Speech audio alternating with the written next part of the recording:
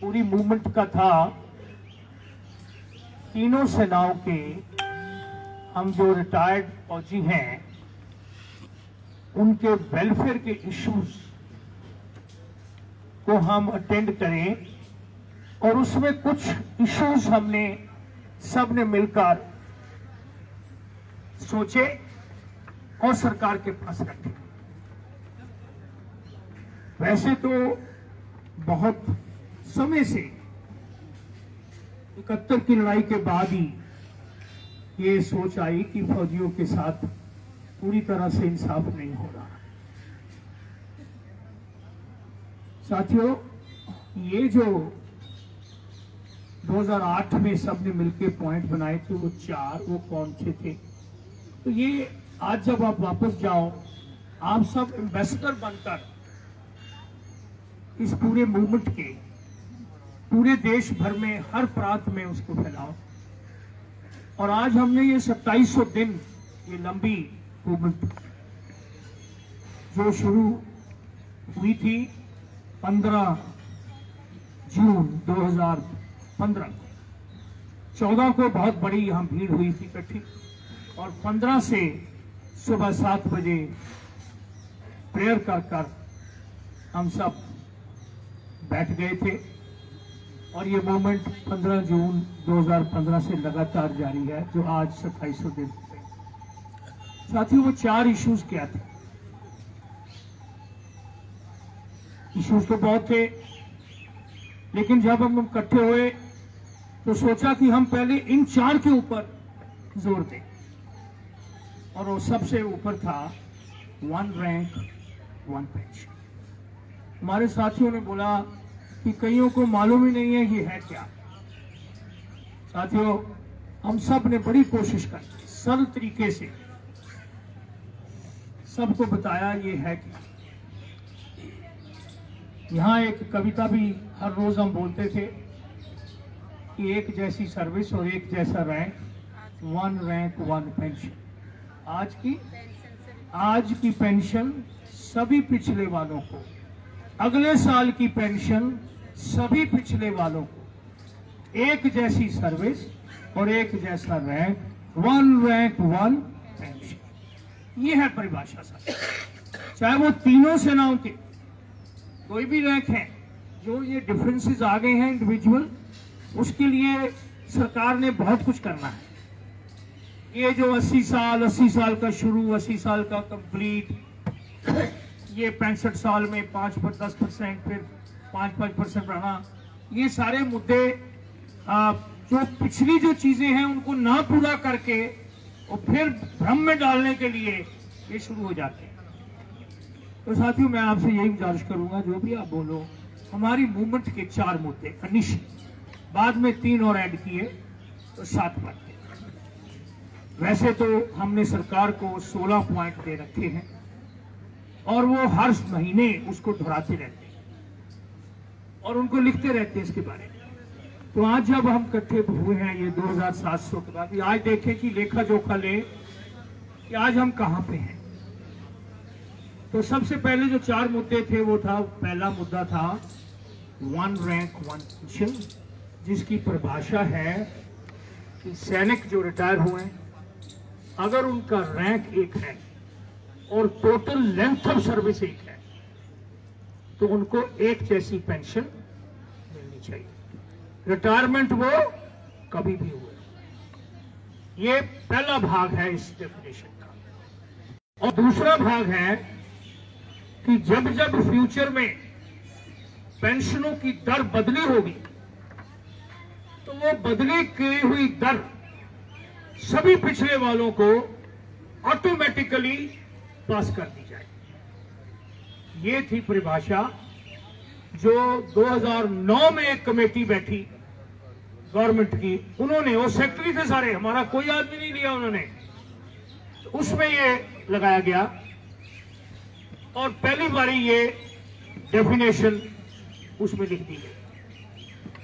साथियों, वहां से हम सब मिलकर चलते रहे, 22,000 मेडल वापस किए, 5 लाख जो अपने सिग्नेचर करके खून से वो राष्ट्रपति जी को दिए और 6 बारी में हमने ये 22,000 मेडल वापस किए। और ये मेडलों में जब वापस कर रहे थे तो रेजोल्यूशन हम साथ में लिखते थे ब्लड से। और जो पूरे देश भर में हमारे सैनिक उस वक्त सब मिल यूनिटी बन रही थी, बनी भी काफी हद तक बनी, लेकिन बाद में जैसे आज हम 2700 दिन में आए हैं तो हम देखते हैं कि वो जो जोश है वो थोड़ा ढीला पड़ गया। अरे हमारे क्या वो काम पूरे हो गए? तो ये जो परिभाषा हम रेजोल्यूशन बनाते थे, अपने प्रेसिडेंट साहब को लिख के भेजते थे और उनको जाके दे के आते थे। 22,000 मेडल जब वापस हो गए तो उस वक्त 7,000 मेडल और थे हमारे पास। तो यही सभी सैनिक परिवार ने यह डिसाइड किया, भाई इसके बाद हम राष्ट्रपति जी को पर्सनली हैंड ओवर करेंगे। पहले उनका कोई जॉइंट सेक्रेटरी ले लेता था साथ। तो ये जब हम लेके गए तो उन्होंने बोला नहीं जी हमारा जॉइंट सेक्रेटरी लेगा। तो हम सब ने ये डिसाइड किया कि अभी हम मेडल, अगर राष्ट्रपति जी आप नहीं लेते या लेती तो हम उसको वापस लें। 7,000 मेडल इकट्ठे हुए हुए हैं जो हमारे ऑफिस में पड़े। तो 29,000 मेडल हैं जो सभी ने इकट्ठे किए और इस प्रकार वापस किए। साथियों, हर बार हमने लिखा कि राष्ट्रपति जी अब अपनी सरकार को ये बताएं कि आप 1 रैंक 1 पेंशन दो, और अगर जिस दिन 1 रैंक 1 पेंशन दे दी तो हम अपने मेडल वापस ले लें। आप सबको मालूम है कि 2009 में ये शुरू किया वापस करना। तो उसमें हमने ये मेडल जब लेके जाएं वो ले लें पहले, बाद में वापस कर दें। लेकिन उससे लेकर अभी तक बहुत से हमारे पूर्व सैनिक जिन्होंने वहां अपने मेडल दिए हुए हैं वो इस संसार में आज नहीं भी हैं और ईश्वर के प्यारे हो गए। ये सरकार को भी मालूम है, लेकिन सरकार अभी तक हमको जो परिभाषा के मुताबिक 1 रैंक 1 पेंशन थी वो अभी तक नहीं दी। ये क्लियर होना चाहिए। और ये कह देना कि कुछ तो मिल गया या अभी कुछ मिल जाएगा थोड़ा और, या कोई कहते हैं कभी नहीं मिलेगा।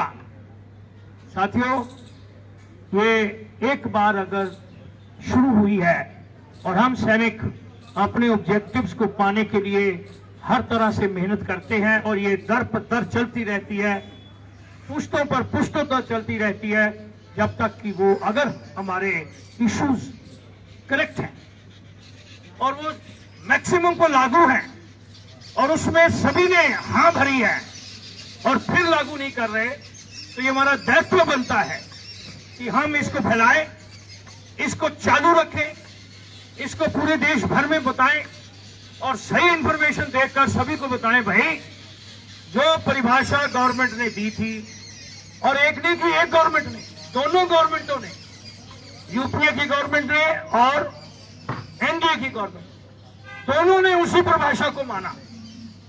और ये कम से कम 6 ऐसे गवर्नमेंट के पॉलिसी लेटर्स हैं जिसमें लिखा हुआ है। तो साथियों, ये सब कुछ करने के बावजूद जब फाइनली 7 नवंबर 2015 को जब हम यहां पे अपनी मूवमेंट को, रिले हंगर स्ट्राइक को जारी कर रखा था, तो सरकार ने लेटर से 1 रैंक 1 पेंशन देने के लिए मान लिया। कुछ साथी हमारे साथ हैं, पांडे साहब थे, मैं था, ग्रुप कैप्टन गांधी साहब थे और 1-2 साथी हमारे और। हम उस वक्त के रक्षा मंत्री के घर रात को 2 बजे बैठे हुए और उन्होंने माना कि हम ये असली वाली जो 1 रैंक 1 पेंशन है उसको हम अगले दिन लागू कर देंगे। लेकिन अगले दिन उन्होंने फिर उसमें कुछ और लिख दिया। 7 नवंबर 2015 की लेटर में उन्होंने बोला कि पहला भाग तो हम मानते हैं कि सैनिक जो रिटायर हो रहे हैं, एक रैंक है, एक जैसी सर्विस है, लेंथ ऑफ सर्विस, तो एक जैसा पेंशन मिलना चाहिए। लेकिन 2 भाग में अपने पहले भाग को टोटली खत्म कर दिया। वो कहते हैं दूसरे भाग में कि हम ये जो 1 रैंक 1 पेंशन को हमने पहले लिखा है, लेकिन आगे जो दर बदली होंगी वो ऑटोमेटिकली पास नहीं करेंगे हम पिछले वालों को, हम पीरियोडिकली करेंगे। उन्होंने वर्ड ऑटोमेटिक के बजाय पीरियोडिक कर दिया। मतलब समय समय पे जैसे सरकार मानेगी, सोचेगी, उसके मुताबिक हम उसको बदली कर देंगे, पिछले वालों को पास कर देंगे। अभी हम ये पीरियड जो है वो 5 साल का, ये उस वक्त उन्होंने बोला। आप सबको मालूम है कि जब ये लागू कर दिया गया तो 1 जुलाई 2014 को जो उन्होंने हमें दी पेंशन 1 रैंक 1 पेंशन कहकर, वो एक्चुअली उन्होंने बोला कि हम 2013 की पेंशन देंगे।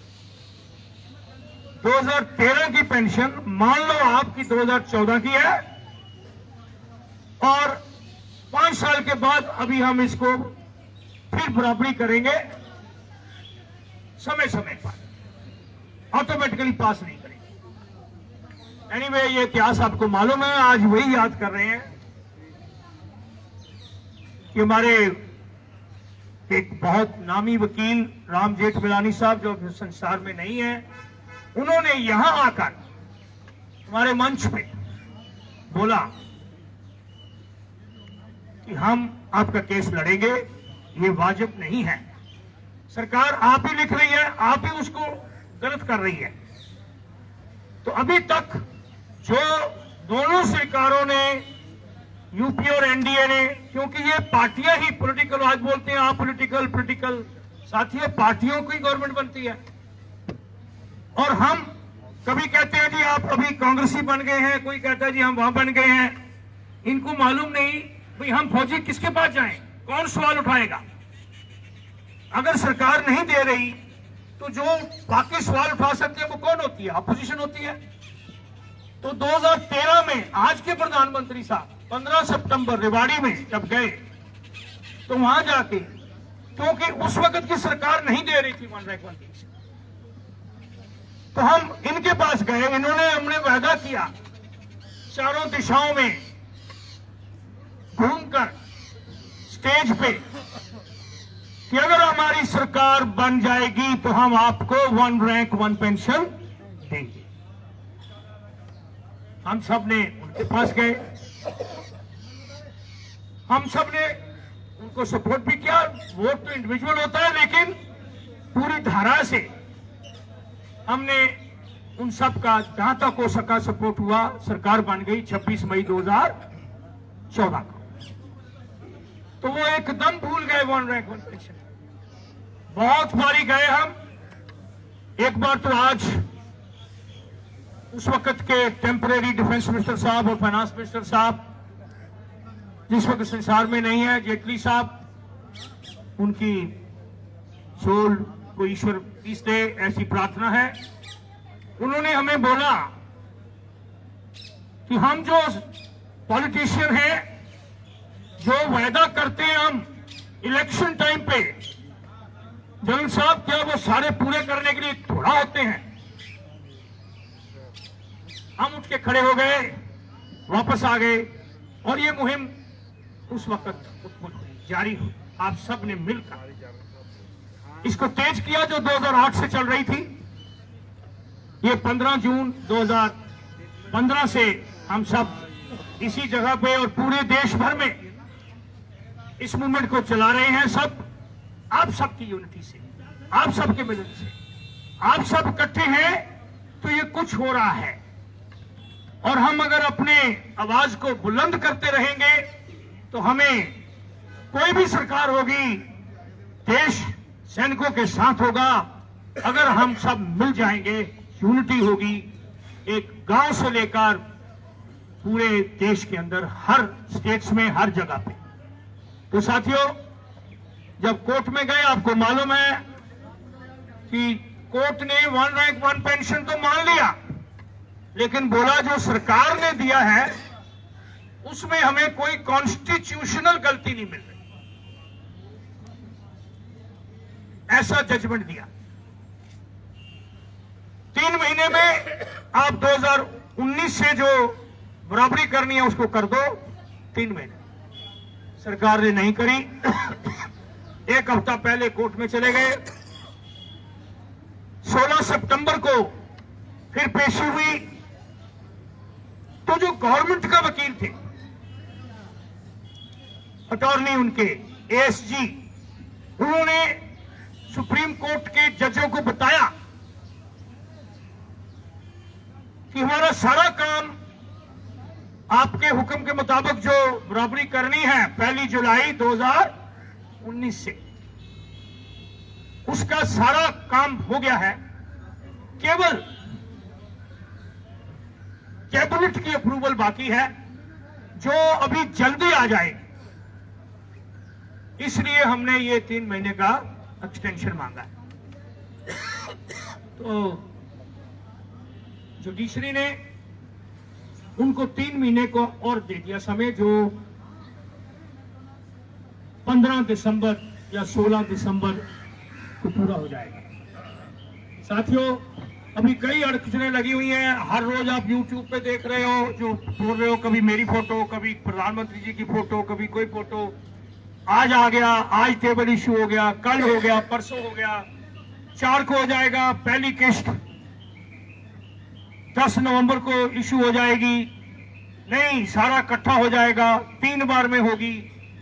साथियों, ये सारा कुछ चल रहा है, लेकिन असलियत ये है कि सरकार ने अभी तक उसके ऊपर 2 जगह हैं। एक जो हमारी एक्स सर्विसमैन वेलफेयर का डिपार्टमेंट है, TESW, उन्होंने कोई लेटर नहीं निकाला इसके बारे में।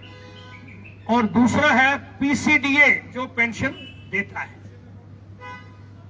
उन्होंने भी हमको लिखा, चिट्ठी आई हमारे आपके दफ्तर में कि हमने काम पूरा कर लिया है, लेकिन गवर्नमेंट के हुक्म की वेट है। तो साथियों, ये जो इशू 1 रैंक 1 पेंशन का वो कायम है। सरकार ने 2019 से इक्वलाइज करना है, जो सरकार के अपनी नीति के मुताबिक, पॉलिसी के मुताबिक। और जो OROP 3 है वो भी 2024 से फिर करना है। ये तो OROP 2 का नाम दिया है, वैसे तो इक्वलाइजेशन ऑफ पेंशन है सरकार की पॉलिसी के ऑर्डर के मुताबिक, वो भी उन्होंने नहीं दिया हुआ। मैं आपको ये यकीन दिलाना चाहता हूं कि हम ये उम्मीद करते हैं कि सरकार हमें 1 रैंक 1 पेंशन की इक्वलाइजेशन 1 जुलाई 2019 से जो सुप्रीम कोर्ट ने ऑर्डर दिए हैं